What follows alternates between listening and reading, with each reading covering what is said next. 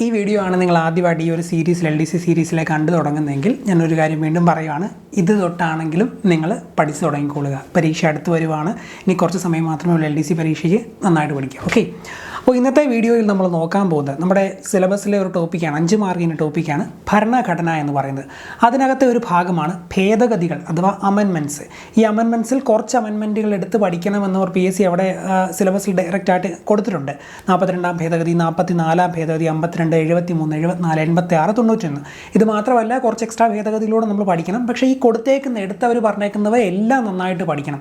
ഇതിൽ നിന്ന് തന്നെയായിരിക്കും ഒട്ടുമിക്ക ചോദ്യങ്ങൾ വരാൻ സാധ്യതയുള്ളൂ. ചിലപ്പോൾ പുറത്ത് ചോദിച്ചാൽ വേറെ കുറച്ച് ഭേദഗതിയിലൂടെ ചോദിക്കാൻ സാധ്യതയുണ്ട്. അപ്പോൾ എന്തായാലും ഇത്രയും നമുക്ക് പഠിക്കണമല്ലോ. ഇത് മുഴുവൻ ഇന്നത്തെ ഈ ഒരു വീഡിയോയിൽ നമ്മൾ കവർ ചെയ്യുന്നുണ്ട്. ആദ്യത്തെ ഭാഗത്തിൽ ഈ ഒരു ഭേദഗതിയിൽ മുഴുവനാണ് കവർ ചെയ്യുന്നത്. വീഡിയോ കണ്ട് തീരുന്ന സമയം കൊണ്ട് തന്നെ ഇത് പഠിക്കുക. രണ്ടാമത്തെ ഭാഗത്ത് മാത്സിലെ ഒരു ടോപ്പിക്കുമായി ബന്ധപ്പെട്ട കുറച്ച് ചോദ്യങ്ങളാണ് ചെയ്യുന്നത്. വീഡിയോയുടെ അവസാനം ഈ വീഡിയോയിൽ കണ്ടത് കൂടാതെ എക്സ്ട്രാ ആയിട്ട് നിങ്ങൾ കുറച്ച് കാര്യങ്ങളോട് പഠിക്കണം എന്ന് ഞാൻ പറയുന്നുണ്ട്. അതോടെ പഠിച്ച് പോയി ഇന്നത്തെ ഈ ഒരു ഭാഗം കംപ്ലീറ്റ് ആകുക. അങ്ങനെ ഓരോ ദിവസവും പഠിക്കാൻ പറയുന്ന കാര്യങ്ങൾ എക്സ്ട്രാ ആയിട്ട് പഠിച്ചും കറക്റ്റായിട്ട് ഡെയിലി തരുന്ന ക്ലാസ്സുകളും ഇനി തൊട്ടെങ്കിലും നിങ്ങൾ ഫോളോ ചെയ്തു പോയാൽ നിങ്ങൾക്ക് പരീക്ഷ കിട്ടാനുള്ള സാധ്യത ഏറെയാണ് എന്ന് വീണ്ടും ഞാൻ ഉറപ്പിച്ച് പറയുന്നു. നന്നായിട്ട് പഠിക്കുക. ആദ്യം നമ്മൾ ഭേദഗതിയുടെ ക്ലാസ്സിലേക്ക് പോകാം. 44th അമെൻമെൻറ്റ്, 44ാമത്തെ ഭേദഗതി. വർഷം എത്രയാണ്? 1978. 1978 44ാമത് ഭേദഗതി. ഏറ്റവും കൂടുതൽ പേര് തെറ്റിക്കുന്ന ഈ വർഷമാണ്. പലപ്പോഴും PSC ചോദിക്കുക 44ാമത്തെ അമെൻമെൻറ്റ് ഏത് വർഷമാണെന്ന്. ഓപ്ഷനിൽ 1976 കാണും, 77 കാണും, 78 കാണും. അപ്പോൾ പലരും 76 എഴുതും, തെറ്റിപ്പോവുകയും ചെയ്യും. ഓർത്തിരിക്കുക 78. ഈ 4 കൂട്ടിയാൽ എന്ത് വരും? 44 4 കൂട്ടിയാൽ 8 എന്ന് വരും. ആ രീതിയിൽ 78-ലെ 8-ലെ കണക്ട് ചെയ്യാമല്ലോ. സോ 44ാമത് ഭേദഗതി 1978. 1978 44ാമത്തെ ഭേദഗതി എന്ന് അറിഞ്ഞിരിക്കുക. ഏറ്റവും ഇമ്പോർട്ടൻ്റ് പോയിന്റ് എന്താണ്? ഈ ഒരു ഭേദഗതിയുമായി ബന്ധപ്പെട്ട് PSC ചോദിക്കുന്ന രീതിയിൽ സ്വത്തവകാശം തന്നെ, സ്വത്തവകാശത്തെ മൗലികാവകാശങ്ങളുടെ പട്ടികയിൽ നിന്ന് നീക്കം ചെയ്ത ഭേദഗതിയാണ് 44ാമത് ഭേദഗതി. സ്വത്തവകാശത്തെ മൗലികാവകാശങ്ങളുടെ പട്ടികയിൽ നിന്ന് നീക്കം ചെയ്ത ഭേദഗതി 44th അമെൻമെൻറ്റ് 1978 ആണെന്ന് അറിഞ്ഞിരിക്കുക. ഇനി 352 ഉണ്ടല്ലോ ആർട്ടിക്കിൾ 352 അനുസരിച്ച് അടിയന്തരാവസ്ഥ പ്രഖ്യാപിക്കാനുള്ള കാരണങ്ങളിൽ ഒന്നായിരുന്ന ആഭ്യന്തര കലഹം എന്നത് മാറ്റി സായുധ വിപ്ലവം എന്ന വാക്ക് കൂട്ടിച്ചേർത്ത ഭേദഗതിയാണ് 44ാമത് അമെൻമെൻറ്റ്. ആഭ്യന്തര കലഹം അല്ലെങ്കിൽ ഇന്റേണൽ ഡിസ്റ്റർബൻസ് എന്ന ടേം മാറ്റി ആംഡ് റെബലിയൻ അല്ലെങ്കിൽ സായുധ വിപ്ലവം എന്ന വാക്ക് കൂട്ടിച്ചേർത്തു. ആർട്ടിക്കിൾ 352 ആഭ്യന്തര കലഹം എന്ന ടേം മാറ്റി സായുധ വിപ്ലവം അല്ലെങ്കിൽ ആംഡ് റെബലിയൻ എന്ന ടേം കൂട്ടിച്ചേർത്ത ഭേദഗതിയാണ് 1978-ലെ 44ാമത് ഭേദഗതി എന്ന് അറിഞ്ഞിരിക്കുക. അതുപോലെ തന്നെ ആർട്ടിക്കിൾ 352 ക്യാബിനറ്റ് എന്ന പദം കൂട്ടിച്ചേർത്തതും 1978-ലെ 44ാമത് ഭേദഗതിയാണ്.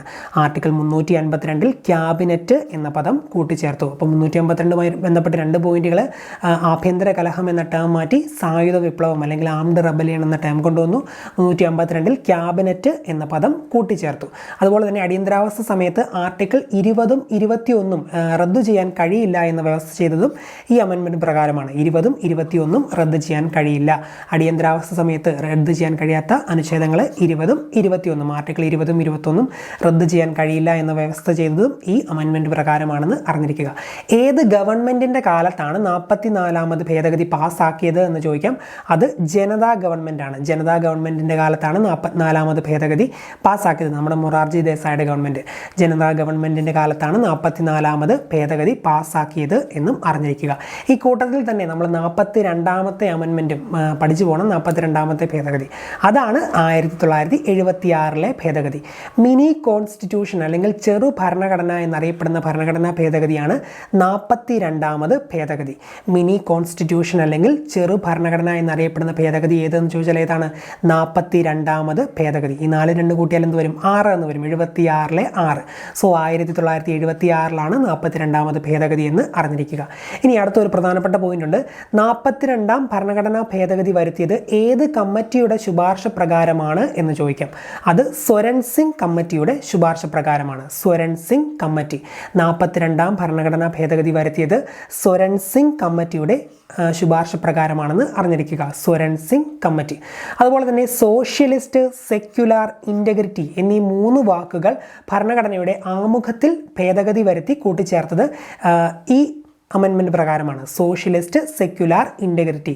ഭരണഘടനയുടെ ആമുഖത്തിൽ ഭേദഗതി വരുത്തി സോഷ്യലിസ്റ്റ്, സെക്യുലാർ, ഇൻ്റഗ്രിറ്റി എന്നീ 3 വാക്കുകൾ കൂട്ടിച്ചേർത്ത ഭേദഗതി 42ാമത് ഭേദഗതി. ഭരണഘടനയുടെ ആമുഖത്തിൽ സോഷ്യലിസ്റ്റ്, സെക്യുലാർ, ഇൻ്റഗ്രിറ്റി എന്നീ 3 വാക്കുകൾ കൂട്ടിച്ചേർത്തത് 42ാമത് ഭേദഗതി പ്രകാരമാണ്.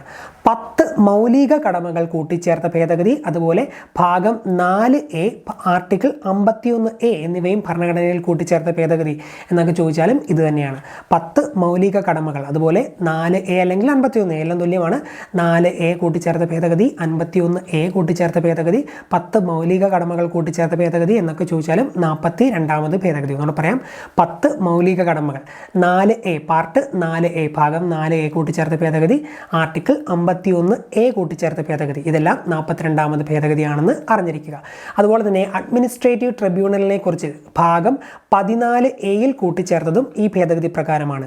അഡ്മിനിസ്ട്രേറ്റീവ് ട്രിബ്യൂണൽ 14A, അഡ്മിനിസ്ട്രേറ്റീവ് ട്രിബ്യൂണലിനെ കുറിച്ച് 14A കൂട്ടിച്ചേർത്തതും ഈ അമെൻമെൻറ്റ് പ്രകാരമാണ് എന്ന് അറിഞ്ഞിരിക്കുക. അഡ്മിനിസ്ട്രേറ്റീവ് ട്രിബ്യൂണലിനെ കുറിച്ച് 14A കൂട്ടിച്ചേർത്തത് ഈ അമെൻമെൻറ്റ് പ്രകാരമാണെന്നും ഓർത്തിരിക്കുക.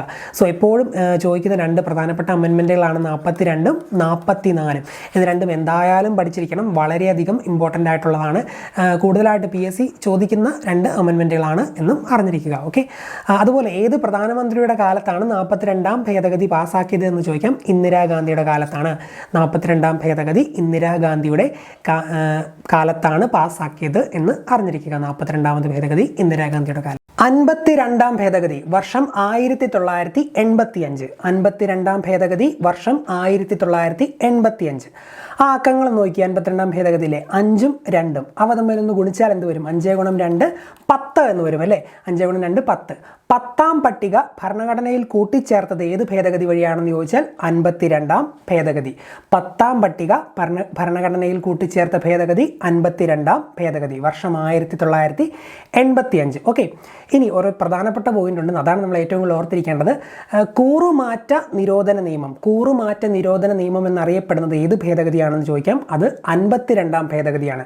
ആൻറ്റി ഡിഫെക്ഷൻ ലോ അല്ലെങ്കിൽ കൂറുമാറ്റ നിരോധന നിയമം എന്നറിയപ്പെടുന്നത് 52ാം ഭേദഗതിയാണ്. 10ാം പട്ടിക കൂട്ടിച്ചേർത്ത ഭേദഗതി ഏത് എന്ന് ചോദിച്ചാലും 52ാം ഭേദഗതിയാണ്. കൂറുമാറ്റ നിരോധന നിയമം എന്നറിയപ്പെടുന്നതും ആൻറ്റി ഡിഫെക്ഷൻ ലോ എന്നറിയപ്പെടുന്നതും 52ാം ഭേദഗതിയാണ്. ഓക്കെ, ഇനി അത് ഓർത്തിരിക്കാൻ വേണ്ടി ആ 5നെ 2 കൊണ്ട് ഗുണിച്ചപ്പോൾ 10 എന്ന് ലഭിച്ചില്ലേ? ഈ താളവട്ടം സിനിമയിൽ ഒരു സീൻ ഉണ്ടല്ലോ, ഭ്രാന്താശുപത്രിയിൽ നിന്ന് പുറത്ത് ചാടാൻ വേണ്ടി മോഹൻലാൽ ജഗതിക്ക് ഒരു 10 രൂപ ഓഫർ ചെയ്തിട്ട് എൻ്റെ കട്ടിലേ പോയി പുതച്ച് മൂടി കിടക്കണം എന്ന് പറയുന്ന ആ ഒരു സീൻ. അപ്പോൾ ലാസ്റ്റ് ജഗതി സമ്മതിക്കും, 10 രൂപ മേടിച്ചുകൊണ്ട് ആ കട്ടിലേ പോയി കിടക്കും.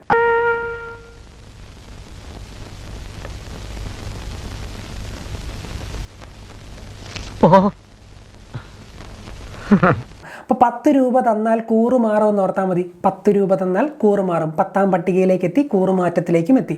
കൂറുമാറ്റ നിരോധന നിയമം ആൻറ്റി ഡിഫെക്ഷൻ ലോ 52ാം ഭേദഗതി കണക്ട് ചെയ്തു. 10ാം പട്ടികയും കൂറുമാറ്റ നിരോധന നിയമവും 52ലേക്ക് നമ്മൾ ആ രീതിയിലൊന്ന് ബന്ധിപ്പിച്ചിരിക്കുകയാണ്. സോ 52ാം ഭേദഗതി വർഷം 1985 കൂറുമാറ്റ നിരോധന നിയമത്തെപ്പറ്റി പ്രതിപാദിക്കുന്നു. അതുപോലെ 10ാം പട്ടിക ഭരണഘടനയിൽ കൂട്ടിച്ചേർത്തത് ഏത് ഭേദഗതി വഴിയാണെന്നും ചോദിച്ചാലും 52ാം ഭേദഗതിയാണെന്ന് അറിഞ്ഞിരിക്കുക. ഈ പാർലമെൻറ്റ് അംഗങ്ങളുടെയും അതുപോലെ നിയമസഭ സാമാജികരുടെയൊക്കെ അയോഗ്യതയെ പറ്റി പ്രതിപാദിക്കുന്ന ഭേദഗതിയാണ് ഈ 52ാം ഭേദഗതി. ഓക്കെ, അപ്പോൾ കൂറുമാറ്റ നിരോധന നിയമം 10ാം പട്ടിക കൂട്ടിച്ചേർത്തു. 52ാം ഭേദഗതി 1985. അടുത്തത് 2 പ്രധാനപ്പെട്ട ഭേദഗതികളാണ്, രണ്ടും ഒരുമിച്ച് നമുക്ക് പഠിച്ചു പോകാം. 73ാം ഭേദഗതിയും 74ാം ഭേദഗതിയും. 73rd അമെൻമെൻറ്റും 74th അമെൻമെൻറ്റും. 73 Panchayati Raj act, 74 municipality നിയമം. 73 പഞ്ചായത്തി രാജ് ആക്ട്, 74 മുനിസിപ്പാലിറ്റി നിയമമാണെന്നും അറിഞ്ഞിരിക്കുക. ഇതൊക്കെ പഠിച്ച് കുറച്ച് നാൾ കഴിയുമ്പോൾ നിങ്ങൾക്ക് വരാൻ പോകുന്ന കൺഫ്യൂഷൻ ഏതെന്ന് ചോദിച്ചാൽ 73 ആണോ പഞ്ചായത്തി രാജ്, 74 പഞ്ചായത്തി രാജ്, ആ ഒരു രീതിയിലുള്ള കൺഫ്യൂഷൻ ആയിരിക്കും വരാൻ പോകുന്നത്. അത് ഓർത്തിരിക്കാൻ വേണ്ടി 73ലെ 7 3 കൂടെ കൂട്ടിയാൽ എന്ത് വരും? 10 എന്ന് വരും അല്ലേ? 7 + 3 10. 10 പഞ്ചായത്ത്, 10 പഞ്ചായത്ത്, രണ്ടും പായിലാണല്ലോ ഉറങ്ങുന്നത്. സോ 73ാമത് ഭേദഗതി പഞ്ചായത്തി രാജ് ആക്ട് അല്ലെങ്കിൽ പഞ്ചായത്തി രാജ് നിയമം എന്നറിയപ്പെടുന്നു. 73ാമത് ഭേദഗതി പഞ്ചായത്തി രാജ് ആക്ട് അല്ലെങ്കിൽ പഞ്ചായത്തി രാജ് നിയമം എന്ന് അറിയപ്പെടുന്നു. ഇനി 7 3 കൂട്ടിയാൽ 10. 10 കഴിഞ്ഞ് തൊട്ടടുത്ത നമ്പർ ഏതാണ്? 11. 11ാം പട്ടിക ഭരണഘടനയിൽ കൂട്ടിച്ചേർത്തു. 73ാം ഭേദഗതി പ്രകാരം 11ാം പട്ടിക ഭരണഘടനയിൽ കൂട്ടിച്ചേർത്തു. പഞ്ചായത്തി രാജിന് ഭരണഘടനാ സാധുത നൽകിയ ഭേദഗതി ഭേദഗതി ഏത് എന്ന് ചോദിച്ചാലും 73-ാം ഭേദഗതിയാണ്. അതുപോലെ 11-ാം പട്ടിക ഭരണഘടനയിൽ കൂട്ടിച്ചേർത്ത ഭേദഗതി ഏത് എന്ന് ചോദിച്ചാലും 73-ാം ഭേദഗതിയാണ്. പഞ്ചായത്തി രാജ് ആക്ട് എന്നറിയപ്പെടുന്നു. പഞ്ചായത്തി രാജിന് ഭരണഘടനാ സാധുത നൽകി 11-ാം പട്ടിക ഭരണഘടനയിൽ കൂട്ടിച്ചേർത്ത ഭേദഗതി 73-ാം ഭേദഗതി. ഒരു പ്രധാനപ്പെട്ട പോയിന്റ് കൂടിയുണ്ട്. ആർട്ടിക്കിൾ 243 മുതൽ 243 O വരെ 243 മുതൽ 243 O വരെ ഭരണഘടനയുടെ ഭാഗം 9 കൂട്ടിച്ചേർത്തു. 243 മുതൽ 243 O വരെ ഭരണഘടനയുടെ ഭാഗം 9 കൂട്ടിച്ചേർത്തു എന്ന് അറിഞ്ഞിരിക്കുക. ആ 243 എല്ലാ അക്കങ്ങളൊന്നും കൂട്ടി നോക്കിയാൽ 4 3 7 7 2 9 ഭാഗം 9 കണക്ട് ചെയ്യാമല്ലോ. സോ 243 മുതൽ 243 O വരെ ഏത് ഭാഗത്താണ് കൂട്ടിച്ചേർത്തത്? ഭാഗം 9. ആർട്ടിക്കിൾ 243 മുതൽ 243 O വരെ ഭരണഘടനയുടെ ഭാഗം 9 കൂട്ടിച്ചേർത്ത ഭേദഗതി 1992 73-ാം ഭേദഗതിയാണെന്ന് അറിഞ്ഞിരിക്കുക.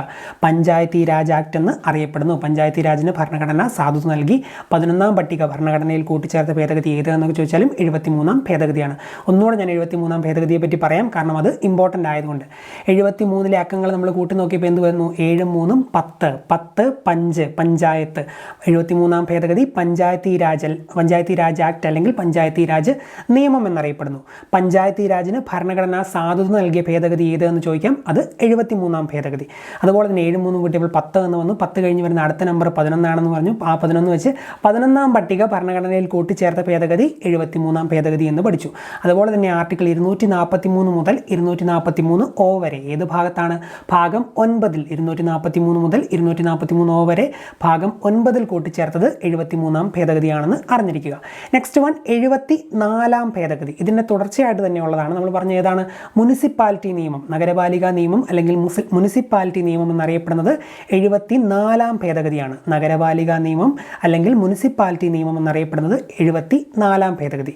ഭാഗം 9 ഭരണഘടനയിൽ കൂട്ടിച്ചേർത്ത് ഭേദഗതി ഏത് എന്ന് ചോദിച്ചാലും 74-ാം ഭേദഗതി. ഭാഗം 9 ഏതാണ്? അത് 73. എന്നാൽ ഭാഗം 9 ഭരണഘടനയിൽ കൂട്ടിച്ചേർത്ത ഭേദഗതി ഏതെന്ന് ചോദിച്ചാൽ 74-ാം ഭേദഗതി. ഭാഗം 9 ഭരണഘടനയിൽ കൂട്ടിച്ചേർത്ത ഭേദഗതി 74-ാം ഭേദഗതി.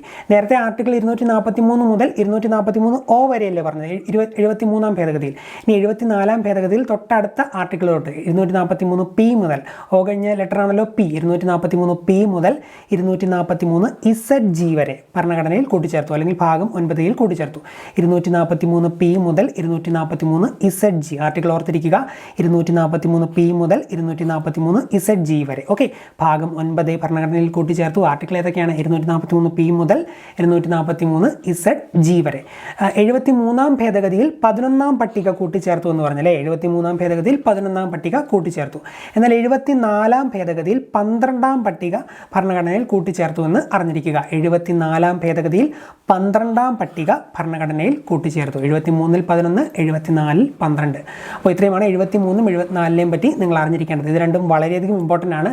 ഈ പറഞ്ഞ പോയിന്റുകളെല്ലാം പഠിച്ച് തന്നെ പരീക്ഷയ്ക്ക് ഏതൊരു പരീക്ഷയ്ക്കാണെങ്കിലും നിങ്ങൾ വെക്കണം. ഓക്കെ, 86-ാം ഭേദഗതി 2002. വളരെയധികം ഇമ്പോർട്ടൻ്റ് ആയിട്ടുള്ള ഒരുപാട് PSC പരീക്ഷകളിൽ ഇപ്പോഴും ചോദിച്ചതും ഇപ്പോഴും ചോദിച്ചുകൊണ്ടിരിക്കുന്നതുമായിട്ടുള്ള ഒരു പ്രധാനപ്പെട്ട ഭേദഗതിയാണ് 86-ാം ഭേദഗതി 2002.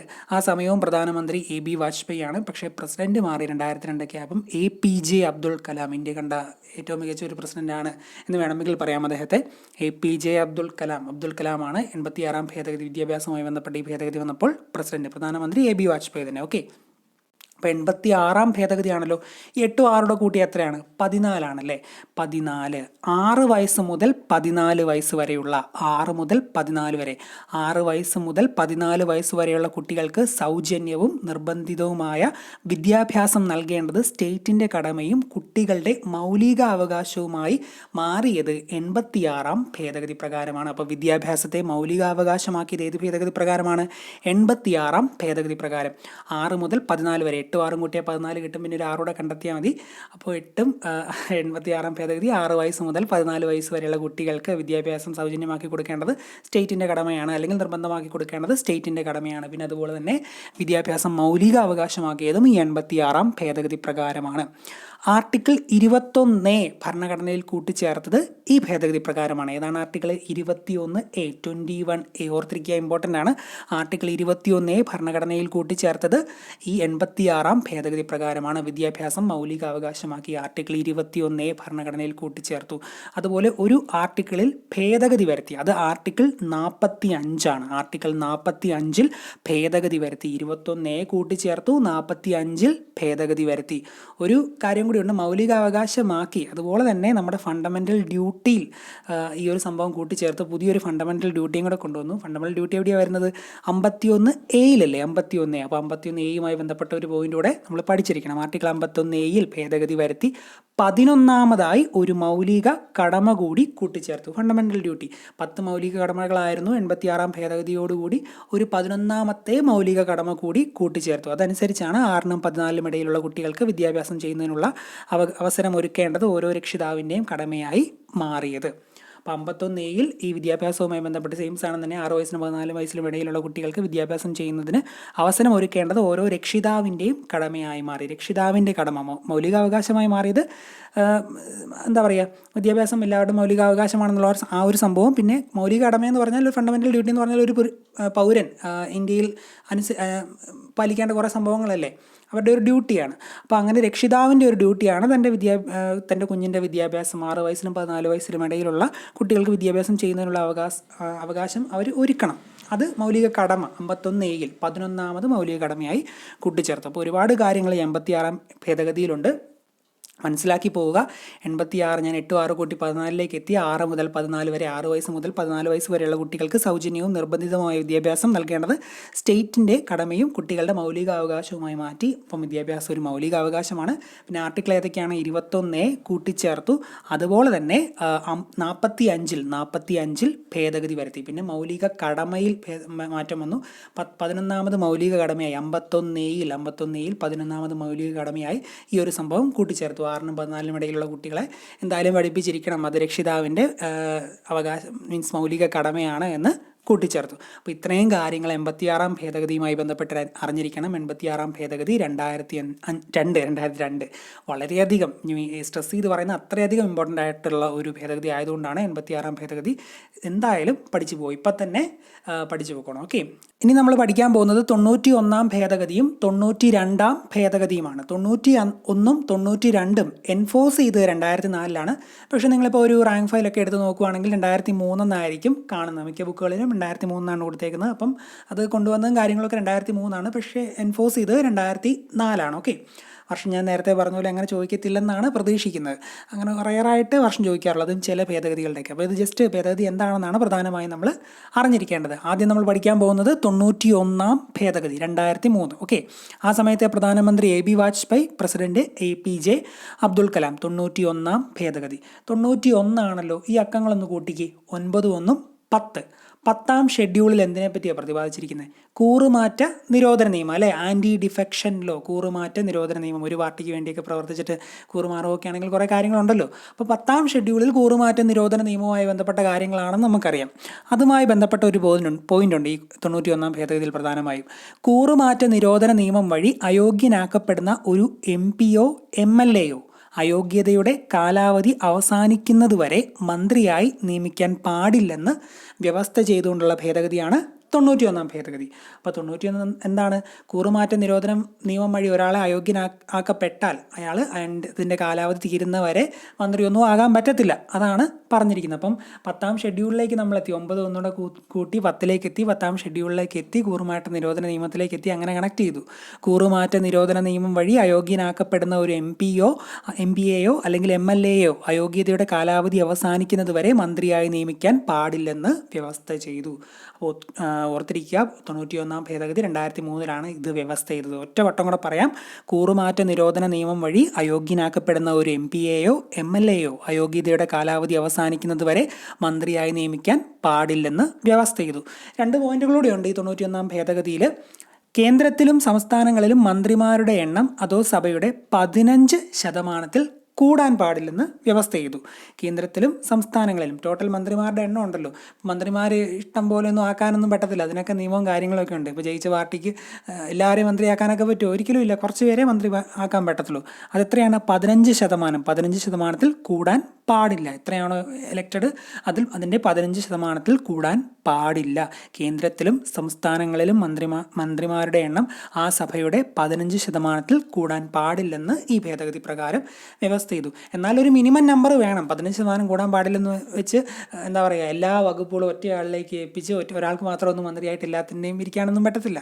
ഒരു മിനിമം നമ്പർ ഓഫ് മന്ത്രിമാർ വേണം. ആ മിനിമം എത്രയാണെന്ന് ചോദിച്ചാൽ സംസ്ഥാനങ്ങളുടെ കാര്യത്തിൽ മന്ത്രിമാരുടെ എണ്ണം 12-ൽ കുറയാനും പാടില്ല. അതും ഈ ഭേദഗതി പ്രകാരം വ്യവസ്ഥ ചെയ്തു. സംസ്ഥാനങ്ങളുടെ കാര്യത്തിൽ മന്ത്രിമാരുടെ എണ്ണം 12% അല്ലെങ്കിൽ 12-ൽ കുറയാനും പാടില്ല.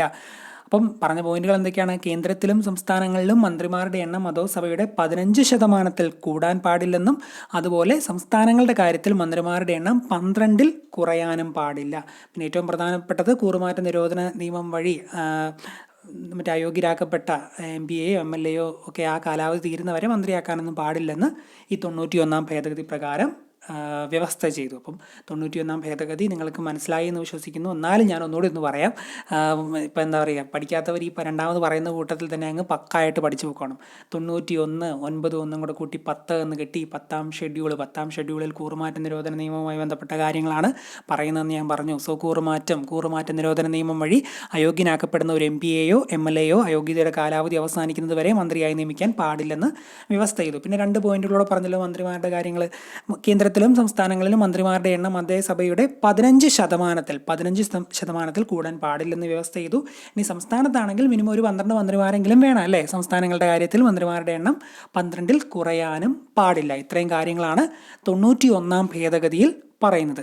ഇനി 92, സിമ്പിളായിട്ട് പെട്ടെന്ന് തന്നെ ഞാനൊരു ചെറിയ കോഡ് വെച്ച് അതൊക്കെ പഠിപ്പിക്കാം. 92-ാം ഭേദഗതി, അതും 2003 എൻഫോഴ്സ് ചെയ്തത് 2004. 92-ാം ഭേദഗതി 2003. ഓക്കെ. ആ സമയം പ്രധാനമന്ത്രി AB വാജ്പേയി ആണ്, പ്രസിഡന്റ് APJ അബ്ദുൽ കലാം. 92 92. ഈ 9 2 അങ്ങ് ഗുണിച്ച് 9 2 ഗുണിക്കുമ്പം 18.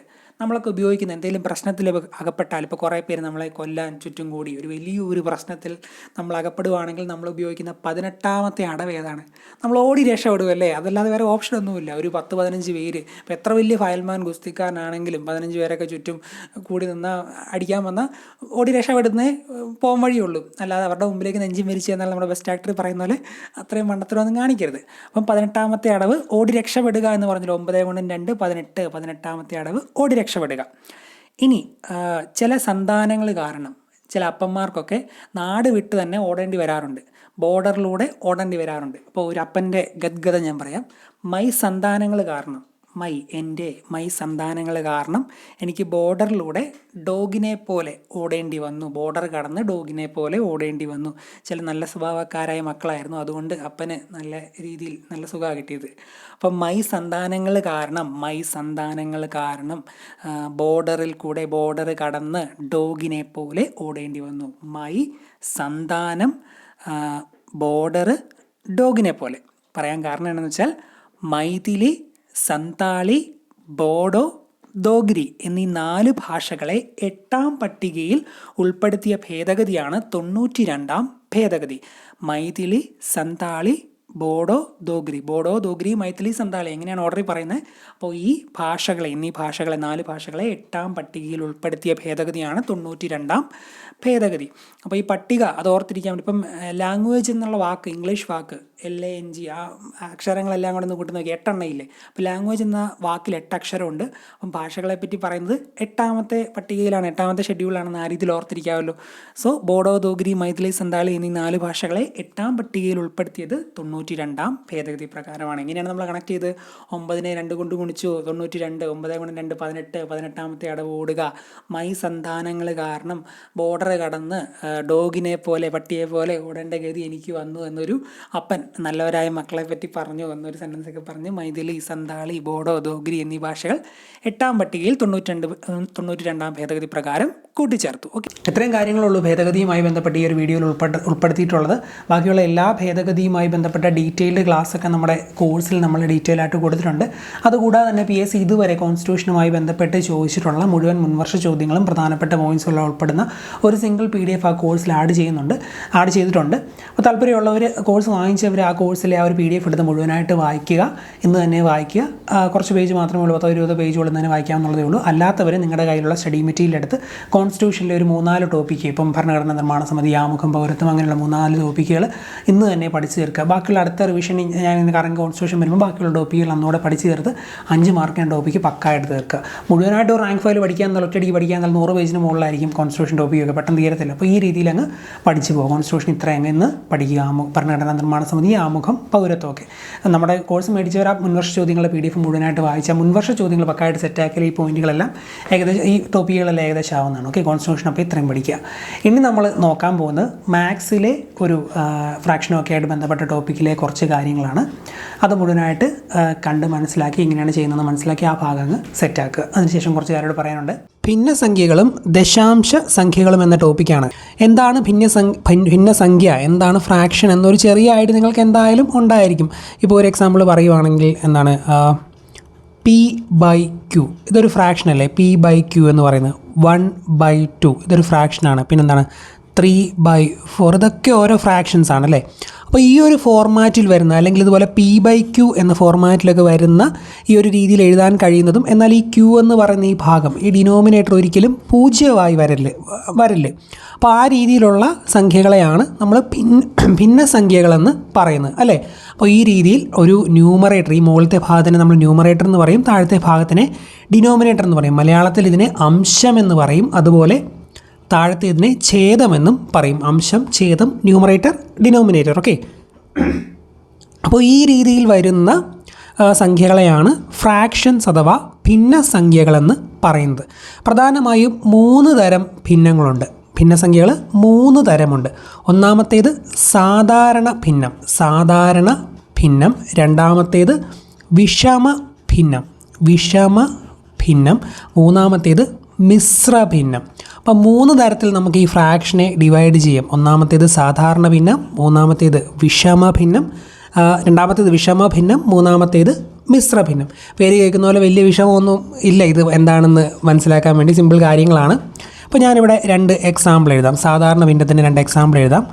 1/2, അതുപോലെ 2/3. അതുപോലെ തന്നെ വിഷമ ഭിന്നത്തിനും 2 എക്സാമ്പിൾ എഴുതുവാണ്. 7/2, അതുപോലെ 13/12. ഇത് രണ്ടും സാധാരണ ഭിന്നത്തിൻ്റെയും വിഷമ ഭിന്നത്തിൻ്റെയും 2 എക്സാമ്പിളുകളാണ് അവിടെ കൊടുത്തേക്കുന്നത്. ഒറ്റ നോട്ടത്തിൽ നിങ്ങൾക്ക് ചിലപ്പോൾ മനസ്സിലാവത്തില്ല, ഇത് എല്ലാം രണ്ടും ഫ്രാക്ഷൻ തന്നെയില്ല, എന്താണ് തമ്മിലുള്ള വ്യത്യാസം എന്നൊക്കെ ഒരുപക്ഷെ തോന്നിയേക്കാം. ഈ അംശം ഛേദത്തേക്കാൾ കുറവാണെങ്കിൽ, അംശം എന്ന് വെച്ചാൽ എന്താണ്? ന്യൂമറേറ്റർ. ഈ ന്യൂമറേറ്റർ ഛേദത്തേക്കാൾ, ഡിനോമിനേറ്ററിനേക്കാൾ കുറവാണെങ്കിൽ അങ്ങനെയുള്ള ഫ്രാക്ഷനാണ് പ്രോപ്പർ ഫ്രാക്ഷൻ അഥവാ സാധാരണ ഭിന്നം എന്ന് പറയുന്നത്. സാധാരണ ഭിന്നത്തിൻ്റെ വില എപ്പോഴും 1നും 0നും ഇടയിലായിരിക്കും. 1നും 0നും ഇടയിലായിരിക്കും ഈ സാധാരണ ഭിന്നത്തിൻ്റെ വില. എന്ന് വെച്ചാൽ അംശം ഛേദത്തിനേക്കാൾ കുറവായിരിക്കും, ഡിനോമിനേറ്ററിനേക്കാട്ടിലും കുറവായിരിക്കും ന്യൂമറേറ്റർ. ആ രീതിയിലുള്ള ഫ്രാക്ഷനാണ് സാധാരണ ഭിന്നം എന്ന് പറയുന്നത്. ഇവിടെ നോക്കി, 2-നേക്കാട്ടിലും കുറവല്ലേ 1, 3-നേക്കാട്ടിലും കുറവല്ലേ 2. ഇനി വേറൊന്നും എഴുതുവാണെങ്കിൽ 5/6, 6-നേക്കാട്ടിലും കുറവല്ലേ 5. അപ്പോൾ ആ രീതിയിൽ അംശം ഛേദത്തിനേക്കാൾ കുറവാണെങ്കിൽ ആ രീതിയിലുള്ള ഫ്രാക്ഷനാണ് സാധാരണ ഭിന്നം എന്ന് പറയുന്നത്. അതിൻ്റെ വാല്യൂ, അതിൻ്റെ വില 1നും 0നും ഇടയിലായിരിക്കും. ഇപ്പോൾ 1/2ൻ്റെ വില എത്രയാണ്? 1/2 ചെയ്താൽ 1-ന് 2 ഉണ്ട്, 2 ഇല്ല, 1 പോയിൻ്റ് ഇട്ടു. 10, 10-ന് 2 ഉണ്ട്, 5, 0.5, 5 × 10, 0 ആയി. ഓക്കെ, അപ്പോൾ ആ രീതിയിൽ 1/2ൻ്റെ വില 0.5 ആണ്. അതുപോലെ 2/3യുടെ വിലയും പോയിൻ്റാണ് വരുന്നത്. അപ്പോൾ 1നും 0നും ഇടയിലായിരിക്കും ഈ സാധാരണ ഭിന്നത്തിൻ്റെ വാല്യൂ എന്നും കൂടെ നിങ്ങളൊന്ന് ഓർത്തിരിക്കുക. ഇനി അടുത്ത സംഭവത്തിലേക്ക് വരാം, വിഷമ ഭിന്നം. അപ്പോൾ ചെറിയൊരു ഐഡിയ വിഷമ ഭിന്നം എന്താണെന്ന് ഇത് പഠിച്ചപ്പോൾ നിങ്ങൾക്ക് ആദ്യത്തെ പഠിച്ചപ്പോൾ നിങ്ങൾക്ക് കിട്ടിയിട്ടുണ്ടാവും. അംശം ഛേദത്തേക്കാൾ വലുതാണെങ്കിൽ അത് വിഷമ ഭിന്നമാണ്. നേരത്തെ അംശം ഛേദത്തേക്കാൾ ചെറുതാണെങ്കിൽ സാധാരണ ഭിന്നം. ഇനി ന്യൂമറേറ്റർ അംശം ഛേദത്തേക്കാൾ വലുതാണെങ്കിൽ അത് വിഷമ ഭിന്നമാണ്. ഇവിടെ 2-നേക്കാട്ടിലും വലുതല്ലേ 7, അതുപോലെ 12-നേക്കാട്ടിലും വലുതല്ലേ 13. അതുപോലെ തന്നെ ഇപ്പോൾ 15/17 എന്നൊരു 15/13 എന്നൊരു ഫ്രാക്ഷൻ, 13-നേക്കാട്ടിലും വലുതല്ലേ 15. അപ്പോൾ ആ രീതിയിൽ അംശം ഛേദത്തിനേക്കാൾ, ഛേദത്തിനേക്കാൾ വലുതാണെങ്കിൽ ന്യൂമറേറ്റർ ഡിനോമിനേറ്ററിനെക്കാട്ടിലും വലുതാണെങ്കിൽ അത് വിഷമഭിന്നമാണെന്ന് ഓർത്തിരിക്കുക. വിഷമഭിന്നത്തിൻ്റെ വില എപ്പോഴും ഒന്നിനേക്കാൾ കൂടുതലായിരിക്കും. ഒരു എക്സാമ്പിൾ ഞാൻ എഴുതി കാണിച്ചാൽ 7/2 7 2 3 3 6 ശിഷ്ട 1 ഒരു പോയിൻ്റ് ഇട്ടു 10 10 2 5 3.5 ആണ് 7/2 വില. അപ്പോൾ ഒന്നിനെക്കാട്ടിലും കൂടുതലല്ലേ. അപ്പോൾ ആ രീതിയിൽ ഇതിൻ്റെ എല്ലാം വില ഈ കൊടുത്തേക്കുന്ന എല്ലാത്തിൻ്റെയും വില ഒന്നിനെക്കാട്ടിലും കൂടുതലാണ്. അപ്പോൾ അതൊക്കെയാണ് വിഷമഭിന്നമെന്ന് മനസ്സിലാക്കുക. ഇനി മൂന്നാമതൊരു സാധനം കൂടിയുണ്ട്, മിശ്രഭിന്നം അഥവാ മിക്സഡ് ഫ്രാക്ഷൻ. മിക്സഡ് ഫ്രാക്ഷൻ 1-2 എക്സാമ്പിളുകൾ ഞാൻ എഴുതാം. അപ്പോൾ നിങ്ങൾക്ക് ചെറിയൊരു ഐഡിയ കിട്ടും. 2 and 1/3 അതുപോലെ 3 and 3/4 ഇങ്ങനെയൊക്കെ എഴുതുന്ന ഈ ഒരു ടൈപ്പ് ഫ്രാക്ഷൻ നിങ്ങൾ കണ്ടിട്ടുണ്ടായിരിക്കുമല്ലോ. ഇതൊക്കെയാണ് മിക്സഡ് ഫ്രാക്ഷൻ അഥവാ മിശ്രഭിന്നം എന്ന് പറയുന്നത്. ഒരു പൂർണ്ണസംഖ്യ ഉണ്ടല്ലോ, അതുപോലെ തന്നെ ഒരു ഫ്രാക്ഷനും ഉണ്ട്. അപ്പോൾ ഈ രീതിയിലുള്ള ഒരു പൂർണ്ണസംഖ്യയും ഒരു സാധാരണ ഭിന്നവും ചേർന്നതാണ് മിശ്രഭിന്നം എന്ന് പറയുന്നത്. ഒരു പൂർണ്ണസംഖ്യയും ഒരു സാധാരണ ഭിന്നവും ചേർന്നാണ് മിശ്രഭിന്നം എന്ന് പറയുന്നത്. മിശ്രഭിന്നത്തിൻ്റെ വില എപ്പോഴും ഒന്നിനേക്കാൾ കൂടുതലായിരിക്കുമെന്ന് ഓർത്തിരിക്കുക. മിശ്രഭിന്നത്തെ വിഷമഭിന്നമാക്കാൻ പൂർണ്ണസംഖ്യാ ഭാഗത്തെ ഛേദം കൊണ്ട് ഗുണിച്ച ശേഷം അംശത്തോട് കൂട്ടി അംശത്തിൽ എഴുതുക, ഛേദം അതുപോലെ തന്നെ എഴുതുക എന്നുള്ള രീതിയാണ്. എന്താണെന്ന് ഞാൻ പറയാം, സെൻറ്റൻസ് അതുപോലെ തന്നെ പറഞ്ഞതേ ഉള്ളൂ. അപ്പോൾ ഇവിടെ ഒരു മിക്സഡ് ഫ്രാക്ഷൻ 2 and 1/3 ഇതിനെ നോർമലായിട്ടുള്ളൊരു ഫ്രാക്ഷൻ ആക്കാൻ വേണ്ടി നിങ്ങൾ ചെയ്യേണ്ടത് ഈ 2നെ 3 കൊണ്ട് ഗുണിക്കുക. 3 2 6 പിന്നെ ഈ 1 കൂട്ടുക. അപ്പോൾ എന്ത് വരും? 6 1 7 7 അതുപോലെ എഴുതി ഡിനോമിനേറ്ററായിട്ട് ഈ കിടക്കുന്ന ഈ സംഭവം തന്നെ ഈ 3 തന്നെ അങ്ങ് എഴുതിയാൽ മതി. അപ്പോൾ ഇങ്ങനെയാണ് ഒരു മിക്സഡ് ഫ്രാക്ഷനെ സാധാരണ ഫ്രാക്ഷൻ ആകുന്നത്. വേറൊരു എക്സാമ്പിൾ ഞാനിപ്പോൾ എഴുതാം. 3 and 1/4 എന്നൊരു മിക്സഡ് ഫ്രാക്ഷൻ. ഇതിനെ നോർമൽ ഫ്രാക്ഷൻ ആക്കാൻ വേണ്ടി ആദ്യം ഇവ തമ്മിൽ ഗുണിക്കുന്നു. 3 × 4 12 ആണ്. അതിനൂടെ ന്യൂമറേറ്ററിൽ കിടക്കുന്ന ഒന്നുകൂടെ കൂട്ടുന്നു. ന്യൂമറേറ്ററിൽ എത്രയാണോ അത് കൂട്ടുന്നു. ഇവ തമ്മിൽ ഗുണിക്കുന്നു. 3 × 4 12 + 1 13 that is equal to 13 divided by denominator ഇതുപോലെ തന്നെ എഴുതുന്നു 13/4. അപ്പോൾ ഇങ്ങനെയാണ് ഒരു മിക്സഡ് ഫ്രാക്ഷനെ സാധാരണ ഫ്രാക്ഷൻ ആക്കുന്നത് എന്ന് മനസ്സിലാക്കിയിരിക്കുക. ഓക്കെ, അപ്പോൾ ഒരു ബേസിക്കായിട്ട് ഇത്രയും കാര്യങ്ങളൊക്കെ ഒന്ന് അറിഞ്ഞിരുന്നാൽ മതി. ഇനിയിപ്പോൾ നമുക്ക് പ്രോബ്ലംസ് ചെയ്യുമ്പോൾ ബാക്കിയുള്ള കാര്യങ്ങൾ പഠിച്ചു പോകും. സോ ഒന്നാമത്തെ ടൈപ്പ് പ്രോബ്ലത്തിലേക്ക് നമ്മൾ പോവുകയാണ്. ടൈപ്പ് 1. താഴെ തന്നിരിക്കുന്ന ഭിന്നസംഖ്യകളിൽ വലുതേത് എന്ന് പറഞ്ഞുകൊണ്ട് ഒരു 4 ഫ്രാക്ഷനുകൾ ഇവിടെ കൊടുത്തേക്കുന്നത് നമുക്ക് കാണാൻ സാധിക്കും. ഇതിലെ ഏറ്റവും വലുതാണ് നിങ്ങൾ കണ്ടുപിടിക്കേണ്ടത്. അപ്പോൾ ഇത് നോക്കിയേ, ഇതിൽ ഉത്തരം ഏതാണ്, ഇതിൽ ഏറ്റവും വലുത് ഏതാണ് എന്ന് നിങ്ങൾക്ക് ഒറ്റ നോട്ടത്തിൽ കണ്ടുപിടിക്കാൻ പറ്റുന്നുണ്ടോ എന്ന് ആദ്യം ഒന്ന് ചിന്തിച്ച് നോക്കി. അതിനുശേഷം ഞാൻ പറയാം. ഒന്ന് വേണമെങ്കിൽ വീഡിയോ പോസ് ചെയ്ത് നിങ്ങളൊന്ന് ചിന്തിച്ച് നോക്കിക്കൊള്ളുക. അപ്പം ആ സമയം കൊണ്ട് ഞാൻ പറയാൻ പോവാണ്. ഓക്കെ, അപ്പോൾ ഇവിടെ 4 ഫ്രാക്ഷനുകൾ കൊടുത്തിട്ടുണ്ട്. 1/2 1/4 1/6 1/8. എല്ലാത്തിൻ്റെയും ന്യൂമറേറ്റർ 1 അല്ലേ. ഇപ്പോൾ 1/2 എന്ന് പറഞ്ഞാൽ 1/2 ഇതിപ്പം ഒരു കറക്റ്റ് ഒരു ബ്ലോക്കാണെന്ന് വിചാരിക്കുക. 1/2 എന്ന് പറഞ്ഞാൽ ഒറ്റ സിംഗിൾ സാധനത്തിനെ 2 ഭാഗങ്ങളായിട്ട് ഡിവൈഡ് ചെയ്യുന്നു. ആ 2 ഭാഗങ്ങളിലെ ഒരു ഭാഗമാണ് ഈ 1/2 എന്ന് പറഞ്ഞാൽ പകുതി അല്ലേ. ഇനിയിപ്പോൾ 1/4 എന്ന് പറയുവാണെങ്കിൽ ഇതുപോലെ തന്നെ ഒരു സിംഗിൾ ബ്ലോക്ക്, അതിനെ 1 2 3 എത്രയാണ് 1 2 3 4 ഭാഗങ്ങളായിട്ട് ഡിവൈഡ് ചെയ്തു. അതിലെ ഒരു പോർഷനാണ്, ഈ ഒരു പോർഷൻ മാത്രമായിട്ട് നമ്മളെയും കട്ട് ചെയ്തെടുത്താൽ അതിനെയാണ് 1/4 പോർഷൻ 4 ഭാഗം എന്ന് പറയുന്നത്. അതുപോലെ തന്നെ 1/6 ആണെങ്കിൽ എന്ത് വരും? 1/6 ആണ് എന്തിൻ്റെയെങ്കിലും ഒരു സാധനത്തിന് 6 ഭാഗങ്ങളായിട്ട് ഡിവൈഡ് ചെയ്യുന്നു. 1 2 3 1 2 3 4 5 ഇത് പറഞ്ഞോട് വേണം 6. എന്തിൻ്റെയെങ്കിലും ഒരു സാധനത്തിന് 6 കഷ്ണങ്ങളാക്കി, ഒരു കേക്കാണെന്ന് വിചാരിക്കുക, 6 കഷ്ണങ്ങളായിട്ട് ഡിവൈഡ് ചെയ്തിട്ട് അതിലെ ഒരു ഭാഗം നമ്മളിങ്ങ് എടുക്കുന്നു. അപ്പോൾ അതാണ് ആ ഒരു 6ൽ ഒരു ഭാഗം 1/6 എന്ന് പറയുന്നത്. അപ്പോൾ ആ രീതിയിൽ ഒരു വലിയ ഇപ്പോൾ ഈ ഒരു സെയിം വലിയ പോർഷനെ തന്നെയാണ് നമ്മൾ ഈ പല രീതിയിൽ എഴുതിയാൽ നിങ്ങൾ ഓർത്താൽ മതി. ഇത് എന്താ പറയുക, ഇതൊരു വലിയ കേക്കാണ്. അതിനാദ്യം 2 ഭാഗമായിട്ട് 2 കഷ്ണമായിട്ട് എടുത്ത് അതേ വലിപ്പമുള്ള ഒരു ഭാഗം എടുത്തു. അതുപോലെ 4 കഷ്ണങ്ങളായിട്ട് തിരിച്ചിട്ട് ഒരു ഭാഗം എടുത്തു. 6 കഷ്ണങ്ങളായിട്ട് ഡിവൈഡ് ചെയ്തിട്ട് ഒരു ഭാഗം എടുത്തു. അങ്ങനെയൊക്കെ ഓർത്താൽ മതി. ഒരു സിംഗിൾ എന്താ പറയുക റെക്റ്റാങ്കിൾ പോലുള്ള കേക്കായിട്ട് ഇമാജിൻ ചെയ്തിട്ട് പല കേക്കായിട്ട് ഇമാജിൻ ചെയ്തിട്ട് ഒരു സ്ഥലത്ത് അതിനെ 2 കഷ്ണങ്ങളാക്കിയിട്ട് 2 ഭാഗം എടുത്തു. മറ്റൊരു സ്ഥലത്ത് 4 കഷ്ണങ്ങളാക്കിയിട്ട് 4 ഭാഗം എടുത്തു. വേറൊരു സ്ഥലത്ത് 6 കഷ്ണങ്ങളാക്കിയിട്ട് 6 ഭാഗം എടുത്തു. അങ്ങനെ ഒന്ന് ജസ്റ്റ് ഇമാജിൻ ചെയ്താൽ, അതുപോലെ 8 കഷ്ണങ്ങളാക്കിയിട്ട് 8 ഭാഗം കൂടി എടുത്തെന്ന് ഇമാജിൻ ചെയ്താൽ മതി. അങ്ങനെ നോക്കുവാണെങ്കിൽ അതിലേറ്റവും വലിയ ഭാഗം ഏതായിരിക്കും? സിമ്പിളായിട്ട് നമ്മുടെ ബേസിക് ഐഡിയ വെച്ച് ഓർത്താൽ എന്തായാലും എന്താ പറയുക, ഒരു കേക്കിനെ നമ്മൾ 2ആയിട്ട് മുറിച്ചിട്ട് അതിലൊരു ഭാഗം എടുക്കുന്നതിലെ ഏറ്റവും വലിയ ഭാഗം. അതുപോലെ തന്നെ ഇങ്ങനെ റെക്റ്റാങ്കിൾ ആയിട്ടുള്ള കേക്ക് ആണെങ്കിൽ അതിലെ 2ആയിട്ട് മുറിച്ചിട്ട് അതിലെടുക്കുന്നതാണ് ഏറ്റവും വലിയ ഭാഗം. ഈ മുറിക്കാതെ എടുക്കുവാണെങ്കിൽ ഒറ്റയായിട്ട് എടുക്കുകയാണെങ്കിൽ അതാണ് ഏറ്റവും വലുത്. അപ്പോൾ ആ രീതിയിൽ ഓർത്താൽ ഏറ്റവും വലുത് നമുക്കറിയാം. സിമ്പിളായിട്ട് നമ്മുടെ ബേസിക് ഐഡിയ വെച്ച് നോക്കിയാൽ ആ രണ്ടിലൊരു ഭാഗം 1/2 ആണ് ഏറ്റവും വലുതെന്ന് കോമൺ ലോജിക്ക് വെച്ച് നമുക്ക് മനസ്സിലാക്കാൻ സാധിക്കും. അതിനുശേഷം 4ആയിട്ട് മുറിച്ചിട്ടെടുക്കുന്ന ഒരു ഭാഗമായിരിക്കും അതിനുശേഷമുള്ള വലുത്. അതിനുശേഷമുള്ള വലുത് 6ആയിട്ട് എടുക്കുന്ന ഒരു ഭാഗമായിരിക്കും. പിന്നെ 8ആയിട്ട് മുറിച്ചിട്ടുള്ള ഒരു ഭാഗമായിരിക്കും. അങ്ങനെ എത്ര കുഞ്ഞായിട്ട് മുറിക്കുന്നോ അതിൻ്റെ വലുപ്പം കുറഞ്ഞല്ലേ വരുന്നത്. അപ്പോൾ ആ ഐഡിയയൊക്കെ നമുക്ക് എല്ലാവർക്കും ഉണ്ട്. പക്ഷേ ഫ്രാക്ഷനിലേക്ക് വരുമ്പോൾ പെട്ടെന്ന് അതൊന്നും നമ്മുടെ മനസ്സിലേക്ക് വരത്തില്ല. അപ്പോൾ ഇതാണ് ഇതിൻ്റെ ഒരു കോൺസെപ്റ്റ് എന്ന് നിങ്ങൾ മനസ്സിലാക്കുക. ഇനി നമുക്ക് ഇതിലേക്ക് വരുമ്പോൾ, ഇങ്ങനെയുള്ള ചോദ്യം വരുമ്പോൾ പെട്ടെന്ന് ഉത്തരത്തിലേക്ക് എത്താൻ വേണ്ടി നിങ്ങൾ ഒറ്റ കാര്യം ഓർത്താൽ മതി.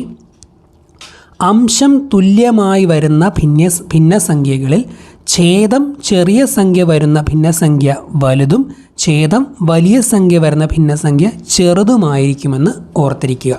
ഒന്നുകൂടെ സെൻറ്റൻസ് പറയാൻ നിങ്ങൾക്ക് മനസ്സിലാക്കാൻ പറ്റുമെന്ന് ഓർക്കുക. അംശം തുല്യമായി വരുന്ന ഭിന്നസംഖ്യകളിൽ, അംശമെന്ന് പറയുന്ന ന്യൂമറേറ്ററാണ്. അംശം തുല്യമായി വരുന്ന ഭിന്നസംഖ്യകളിൽ ഛേദം ചെറിയ സംഖ്യ വരുന്ന ഭിന്നസംഖ്യ എന്ന് വെച്ചാൽ ഡിനോമിനേറ്റർ ചെറിയ സംഖ്യ വരുന്ന ഭിന്നസംഖ്യ വലുതും ഛേദം വലിയ സംഖ്യ വരുന്ന ഭിന്നസംഖ്യ ചെറുതുമായിരിക്കുമെന്ന് ഓർത്തിരിക്കണം. ഇവിടെ ഈ കൊടുത്തേക്കുന്ന സംഭവങ്ങൾ നോക്കി, 1/2, 1/4, 1/6, 1/8. ഇതിൻ്റെ എല്ലാത്തിൻ്റെയും ഈ ഒരു ന്യൂമറേറ്റർ ശ്രദ്ധിച്ചാൽ നിങ്ങൾക്ക് മനസ്സിലാവും. എല്ലാത്തിൻ്റെയും ന്യൂമറേറ്റർ സെയിം ആണ്. അംശം തുല്യമായി വരുന്ന ഭിന്നസംഖ്യകളാണ് ഇവിടെ കൊടുത്തേക്കുന്ന ഈ 4 എണ്ണവും അല്ലേ. ന്യൂമറേറ്റർ തുല്യമായി വരുന്ന സെയിം ആയിട്ട് വരുന്ന ഭിന്നസംഖ്യകളാണ് ഈ 4 എണ്ണവും. അപ്പോൾ അങ്ങനെ വരുമ്പോൾ ഛേദം ചെറിയ സംഖ്യ വരുന്ന ഭിന്നസംഖ്യ എന്ന് വെച്ചാൽ ഡിനോമിനേറ്റർ ചെറുത് വരുന്ന, ഏറ്റവും ചെറിയ ഡിനോമിനേറ്റർ വന്നേക്കുന്ന എത്രയാണ്? ഡിനോമിനേറ്ററിൽ ഏറ്റവും ചെറിയ നമ്പർ 2 ആണ്. ഇതാണ്. അപ്പം ഛേദം ചെറിയ സംഖ്യ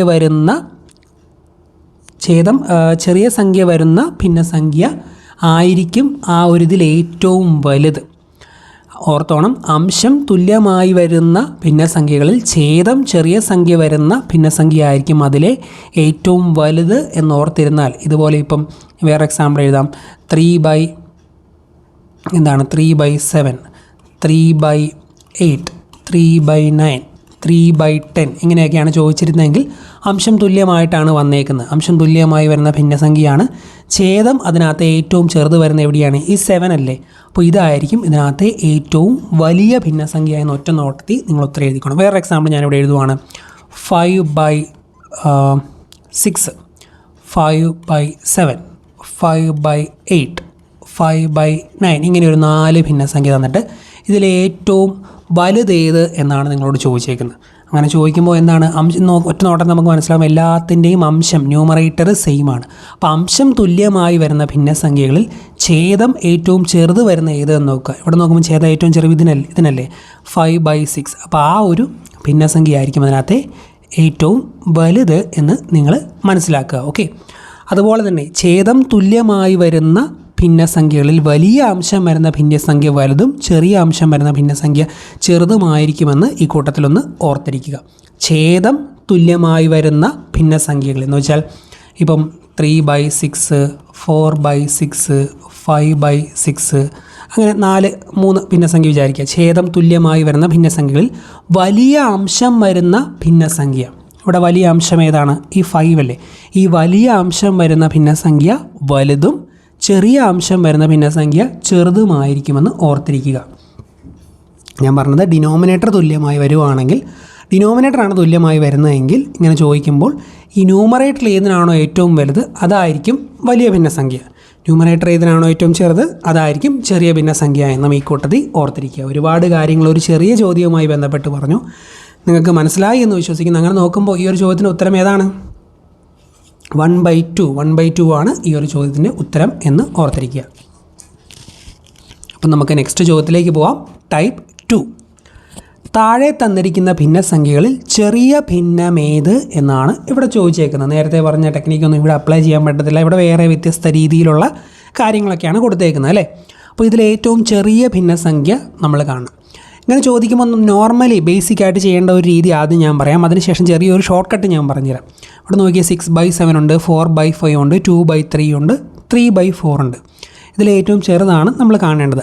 ആദ്യം ഈ ഒരു 2 നമ്പറിൽ ഏറ്റവും നമുക്ക് കാണാൻ പറ്റുന്ന ഒരു മെത്തേഡ് എന്ന് പറഞ്ഞാൽ ഇത് രണ്ടും നോക്കുക. ഇതിൽ ഏറ്റവും ചെറുതെടുത്തിട്ട് ആ ചെറുത് ഇത് രണ്ടുമായിട്ട് കമ്പയർ ചെയ്യുക, അതിലേറ്റവും ചെറുതെടുത്തിട്ട് ഇത് രണ്ടുമായിട്ട് കമ്പയർ ചെയ്യുക. അങ്ങനെ നോക്കുമ്പോൾ നമുക്ക് ഏറ്റവും ചെറുത് പെട്ടെന്ന് കിട്ടുമല്ലോ. കാരണം ഇത് ഏതാണ് ചെറുതെന്ന് ചെയ്ത് നോക്കാൻ നമുക്ക് കിട്ടത്തില്ല. അപ്പോൾ ആ രീതിയിൽ ടെക്നിക്ക് ഉണ്ട് ഞാൻ പറയാം, എന്നാലും ഇപ്പം നമുക്ക് അങ്ങനെ ഒന്ന് നോക്കാം. ആദ്യം ഈ 2 ഫ്രാക്ഷനുകൾ ഞാൻ എടുക്കുവാണ്. 6/7 ഉം 4/5. ഇതിലെ ഏറ്റവും ചെറുത് ഏതാണ്? അത് കാണാൻ വേണ്ടി നിങ്ങൾ ചെയ്യേണ്ടത് ഒറ്റ പരിപാടിയേ ഉള്ളൂ. ഈ രീതിയിൽ ഇവിടെ ഞാനൊരു സംഭവം വരയ്ക്കുവാണ്, ഇങ്ങനെയൊരു സംഭവം. ഈ രീതിയിൽ നിങ്ങളൊന്ന് ഗുണിക്കുക. എന്ന് വെച്ചാൽ 6 ഗുണം 5, ഇവിടെ നിന്ന് ഇങ്ങനെ ഗുണിക്കുക. 6 ഗുണം 5 എത്രയാണോ കിട്ടുന്നത് അതിങ്ങോട്ട് എഴുതുക. 6 ഗുണം 5 എത്രയാണ്? 30 അല്ലേ? അതിവിടെ എഴുതും. എന്നിട്ട് ഇവിടെ നിന്ന് ഇങ്ങോട്ട് ഗുണിക്കുക. 7 ഗുണം 4 എത്രയാണോ കിട്ടുന്നത് അതിവിടെ എഴുതുക. 28. ഈ രണ്ട് സംഖ്യകളിൽ ഏറ്റവും വലുത് ഏതാണ്? ഇതല്ലേ ഏറ്റവും വലുത്? അതാണ്. സോ വലിയ നമ്പർ ഏതിൻ്റെ മുകളിലാണോ വരുന്നത് അതാണ് ഈ ഫ്രാക്ഷനുകളിലെ ഏറ്റവും വലിയ ഫ്രാക്ഷൻ. അപ്പോൾ ഇത് വലിയ ഫ്രാക്ഷനാണ്. അങ്ങനെയാണെങ്കിൽ ചെറുത് ഏതാണ്? ചെറുത് ഇതാണ്. സോ ഈ രണ്ട് നമ്പറുകൾ 6/7ഉം 4/5ഉം കമ്പയർ ചെയ്യുമ്പോൾ ചെറുത് ഇതാണ്. സോ കമ്പാരിറ്റീവ്ലി ഇത് ചെറുതാണ്. അങ്ങനെ ഓപ്ഷൻ എ നമുക്ക് ഒറ്റയടിക്ക് തന്നെ ഒഴിവാക്കി. അപ്പം 4/5 ആണ് അവ രണ്ടിലെ ചെറുത് എന്ന് നമുക്ക് കിട്ടി. ഇനി ആ 4/5 ആണോ 2/3 ആണോ ചെറുത് എന്ന് നമുക്ക് നോക്കണം. അതിനുവേണ്ടി 4/5ഉം 2/3ഉം നമ്മൾ ഇതുപോലെ തന്നെ എഴുതുന്നു. നേരത്തെ പറഞ്ഞ പോലെ തന്നെ ഈ രീതിയിൽ നമ്മൾ ക്രോസ് ആയിട്ട് ഗുണിക്കുന്നു. 4 ഗുണം 3 എത്രയാണ്? 12 ഇവിടെ എഴുതി. 5 ഗുണം 2 10 ഇങ്ങോട്ടും എഴുതി. ഈ രണ്ട് നമ്പറുകളിൽ ഏറ്റവും ചെറുത് ഏതാണ്? ഇതല്ലേ. അപ്പോൾ ചെറിയ ഫ്രാക്ഷൻ ഇതല്ലേ. സോ ഇവ തമ്മിൽ കമ്പയർ ചെയ്യുമ്പോൾ 4/5ഉം 2/3ഉം കമ്പയർ ചെയ്യുമ്പോൾ ചെറിയ ഫ്രാക്ഷൻ 2/3 ആണെന്ന് നമുക്ക് കിട്ടി. ഇനി നമുക്കപ്പം ഓപ്ഷൻ ബിയും എലിമിനേറ്റ് ചെയ്തു. ഓപ്ഷൻ ബിയും പോയി. ഇനി മറ്റേ രണ്ടും കമ്പയർ ചെയ്യാം. 2/3ഉം അതുപോലെ 3/4ഉം. സെയിം പരിപാടി ഇവിടെയും ചെയ്യാം. ഇങ്ങനെ 2 ഗുണം 4 എത്രയാണ്? 8ആണ്. 3 ഗുണം 3 9ആണ്. സോ ഇത് തമ്മിൽ ഏതാണ് ചെറിയ സംഖ്യ? ഇതല്ലേ. സോ ഇതല്ലേ ചെറിയ ഫ്രാക്ഷൻ? 2/3 ആണ് ഉത്തരം. അങ്ങനെയാണ് യഥാർത്ഥത്തിൽ നമുക്ക് പെട്ടെന്ന് കൺഫ്യൂഷനൊക്കെ വന്നാൽ യഥാർത്ഥത്തിൽ ചെയ്യേണ്ട ഒരു രീതി എന്ന് പറയുന്നത് അല്ലേ. 2/3 ആണ് ഇവിടുത്തെ ഏറ്റവും ചെറിയ സംഖ്യ എന്ന് നമുക്ക് കിട്ടി. ഇനി വേറൊരു പരിപാടിയും കൂടിയുണ്ട്. തന്നിരിക്കുന്ന ഓരോ ഭിന്നസംഖ്യയുടെയും അംശവും ഛേദവും തമ്മിലുള്ള വ്യത്യാസം തുല്യവും തന്നിരിക്കുന്നവ സാധാരണ ഭിന്നവുമായാൽ, ഓർക്കുക, തന്നിരിക്കുന്ന ഓരോ ഭിന്നസംഖ്യയുടെയും അംശവും ഛേദവും തമ്മിലുള്ള വ്യത്യാസം തുല്യം. ഇവിടെ 6/7, 6ൻ്റെയും 7ൻ്റെയും 6ൻ്റെയും വ്യത്യാസം 1 ആണ്. 4/5, 5ൻ്റെയും 4ൻ്റെയും വ്യത്യാസം 1 ആണ്. 2/3, 2ൻ്റെയും 3ൻ്റെയും വ്യത്യാസം 1 ആണ്. 3/4, 3യുടെയും 4ൻ്റെയും വ്യത്യാസം 1 ആണ്. അപ്പോൾ ആ ഒരു കണ്ടീഷൻ സാറ്റിസ്ഫൈ ആയില്ലേ. തന്നിരിക്കുന്ന ഓരോ ഭിന്നസംഖ്യകളുടെയും അംശവും ഛേദവും തമ്മിലുള്ള വ്യത്യാസം തുല്യവും തന്നിരിക്കുന്നവ സാധാരണ ഭിന്നവുമായാൽ, സാധാരണ ഭിന്നം എന്താണ്? ഛേദത്തിനേക്കാൾ അംശത്തിനേക്കാൾ വലുതായിരിക്കണം ഛേദം. ഡിനോമിനേറ്ററിനെക്കാട്ടിലും എല്ലാത്തിനും ചെറുതല്ലേ ന്യൂമറേറ്റർ, ഈ ഫ്രാക്ഷനുകളെല്ലാം നോക്കിയാൽ. അപ്പോൾ ആ കണ്ടീഷനും സാറ്റിസ്ഫൈ. അപ്പോൾ സാധാരണ ഭിന്നവുമായാൽ വലിയ ഛേദമുള്ളവ വലിയ ഭിന്നമായിരിക്കും. വലിയ ഛേദമുള്ളവ വലിയ ഭിന്നം.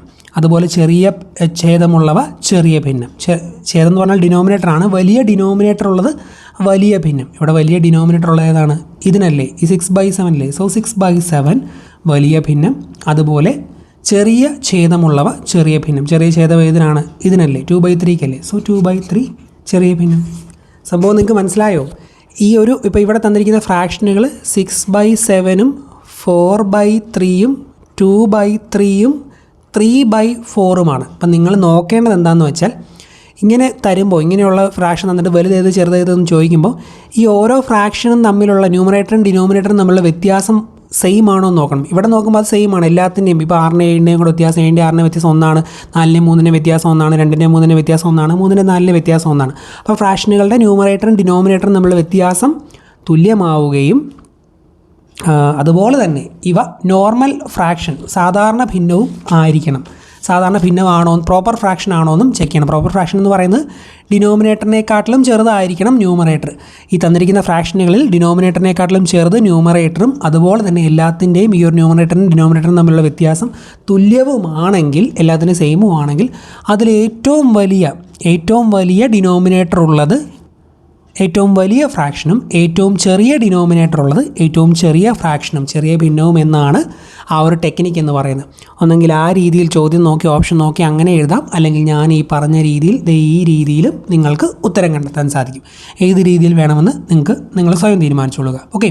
അതുപോലെ തന്നെ അംശവും ഛേദവും തമ്മിലുള്ള വ്യത്യാസം തുല്യമായി വരികയും തന്നിരിക്കുന്നവ വിഷമ ഭിന്നവുമായാൽ, ഇപ്പം ഞാൻ പറഞ്ഞ ഇതുപോലെ ഈ അംശവും ഛേദവും തമ്മിലുള്ള വ്യത്യാസം തുല്യമായി വന്നിട്ട് തന്നിരിക്കുന്നവ നോർമൽ ഫ്രാക്ഷൻസ് പ്രോപ്പർ ഫ്രാക്ഷൻ ആണെങ്കിലാണ് ഈ ഒരു രീതി ഞാൻ പറഞ്ഞത്. ഇനിയിപ്പോൾ നേരെ ഓപ്പോസിറ്റ് തന്നിരിക്കുന്നവ വിഷമ ഭിന്നവുമാണെങ്കിൽ, ഇപ്പം 7/6 പകരം 6/7 പകരം 7/6, അതുപോലെ 4/3 പകരം 3/4, അതുപോലെ 2/3 പകരം 3/2, അങ്ങനെ ഇപ്പം 3/4 പകരം 4/3, ഇങ്ങനത്തെ ഫ്രാക്ഷൻ ആണെങ്കിൽ ഇപ്പോഴും തന്നിരിക്കുന്ന ഫ്രാക്ഷനുകളിൽ ന്യൂമറേറ്ററും ഡിനോമിനേറ്ററും തമ്മിൽ എല്ലാത്തിൻ്റെയും വ്യത്യാസം തുല്യമാണ്.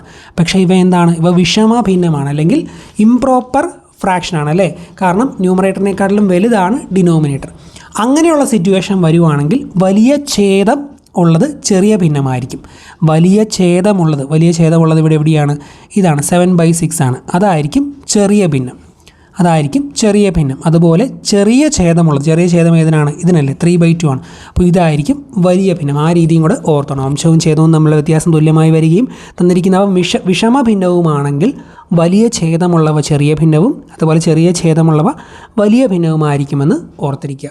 മാത്സിലെ ഈ ഒരു ടോപ്പിക്കുമായി ബന്ധപ്പെട്ട് ഇത്തരം കാര്യങ്ങൾ നമ്മൾ കൊടുത്തിട്ടുള്ളൂ. ഇതുമായി ബന്ധപ്പെട്ട ബാക്കിയുള്ള ചോദ്യങ്ങൾ നിങ്ങളുടെ കയ്യിലുള്ള സ്റ്റഡി മെറ്റീരിയൽ എടുത്ത് നിങ്ങൾ ഇന്ന് തന്നെ പ്രാക്ടീസ് ചെയ്യുക. നമ്മുടെ കോഴ്സ് മേടിച്ചവർ അതിലെ ഏതെങ്കിലും ഒരു ടോപ്പിക് എടുത്ത്, മാത്സിൽ ഇതുവരെ അപ്ലോഡ് ചെയ്തിട്ടുള്ളതിൽ ഒരു ടോപ്പിക് എടുത്ത് ഇന്ന് മാക്സിമം അതിൻ്റെ ചോദ്യങ്ങൾ എല്ലാ ടൈപ്പും അങ്ങ് ചെയ്തു തീർക്കുക. ഓക്കെ. മാത്സ് ഞാൻ ഡെയിലി പഠിക്കണം. മിക്ക ക്ലാസ്സുകളിലും മാത്സ് ഉൾപ്പെടുത്തുന്നുണ്ട്. ഡെയിലി പഠിക്കണം എന്ന് പറഞ്ഞിട്ടുണ്ട്. എനിക്ക് ആ ക്ലാസ്സുകളിൽ മാത്സ് ഉൾപ്പെടുത്തുന്നുണ്ട്. നന്നായിട്ട് പഠിക്കാൻ വേണ്ടിയാണ്. അപ്പോൾ ഈ രീതി പഠിച്ച് പോവുക. ഇന്നത്തെ ക്ലാസ്സിൽ നമ്മൾ പഠിക്കാൻ പറഞ്ഞിട്ടുള്ളത് ഈ ഒരു കോൺസ്റ്റിറ്റ്യൂഷനിലെ ഇത്രയും ഭാഗം, ഭരണഘടനാ നിർമ്മാണ സമിതി, ആമുഖവും പൗരത്വവും ഒക്കെ ഇന്ന് തന്നെ നിങ്ങളുടെ കയ്യിലുള്ള സ്റ്റഡി മെറ്റീരിയൽ എടുത്ത് പഠിക്കുക. അല്ലെങ്കിൽ കോൺസ്റ്റിറ്റ്യൂഷൻ നമ്മുടെ കോഴ്സിലെ ആ ഒരു പ്രീവിയസ് ചോദ്യങ്ങളുടെയൊക്കെ PDF എടുത്ത് മുഴുവനായിട്ട് വായിക്കുക. പിന്നെ രണ്ടാമത് മാത്സിൽ ഏതെങ്കിലും ഒരു ടോപ്പിക് എടുത്ത് ഇന്ന് മുഴുവനായിട്ട് അതിലെ എല്ലാ ടൈപ്പ് ചോദ്യങ്ങളും ചെയ്തു തീർക്കുക. നമ്മുടെ കോഴ്സ് മേടിച്ചവർ അതിൽ നിന്നൊരു ടോപ്പിക് എടുക്കുക, അല്ലാത്തവർ നിങ്ങളുടേതായ രീതിയിൽ ഒരു ടോപ്പിക് എടുത്ത് മുഴുവനായിട്ട് ചെയ്തു തീർക്കുക. ഇത്രയും കാര്യങ്ങൾ ഇന്ന് തന്നെ ചെയ്യുക. ഓക്കെ. അടുത്ത വീഡിയോ ക്ലാസ്സിൽ കാണാം. ഡെയിലി ഇതേ രീതിയിൽ പഠിച്ചു പോവുക. നന്നായിട്ട് കഷ്ടപ്പെട്ടാൽ ഇനിയും സമയമുണ്ട്, പരിശ്രമിക്കുക. Thank you.